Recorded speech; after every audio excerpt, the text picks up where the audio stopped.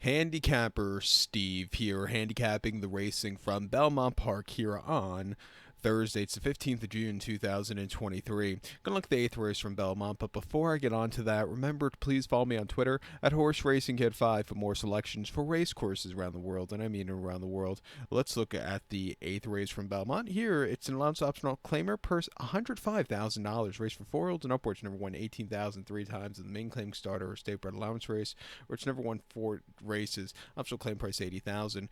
Field of 8 horses, including a part of an entry going to the main track.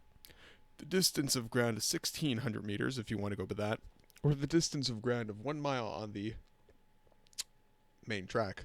1,600 meters, 1 mile, main track. And I show the diagram. It just gives me a second to look down my notes. Just bear with me. My top selection, I love the 3-horse here, Stage Raider. I'm going to go 3-1-4-7 in the Superfecta.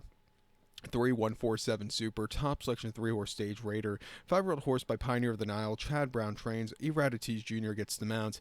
Horse's most recent outing, first off the 9 or so month break, came the 16th of April at Aqueduct, 1 mile, an optional 80 claimer, and the horse finished 4th by 10 1/4 lengths that day. He was with them early on, but never quickened up. He desperately needed the race. Second off the bench, back to a mile to Belmont. I think he could get the trip to win. He ran terrifically at the Spa on the 23rd of July. Saratoga, mile and 8th, and option 6-2 claimer, winning by 3 1/4 lengths from a tracking trip. He stalked, he got the lead, he quickened up nicely, and he went away with it. A very strong 99 buyer. Nothing bad about that race. And then his last race at Belmont, 1 mile on the 28th of May, and option 62. He finished second by a neck. He stalked. He nearly got to Highly Motivated, who just outgamed this horse late, but he ran his heart out there.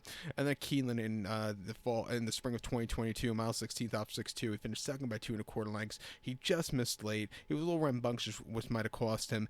If you go through the form cycles, he doesn't run well first off benches. Second off is really where he jumps quite a few buyer points. I think he could jump a few buyer points today. He's training well at Saratoga on the training track. I'm going to give him a shot here at 3-1.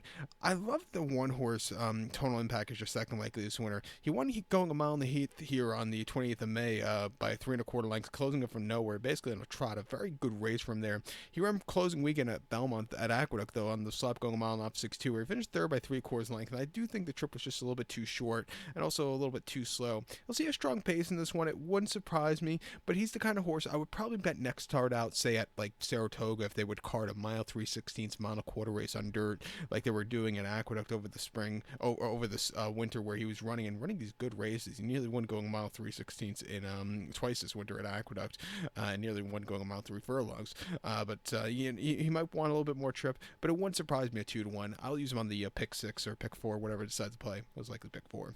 But to recap my selection for the 8th from Belmont here on this Thursday afternoon, I'm going to take the 3-horse Stage Raider, give kudos to the 1-horse Tonal Impact, 3-1-4-7 Super, 3-1 your multi-race. So good luck to all, and please follow me on Twitter at Horse Racing Kid 5. Good luck, everybody.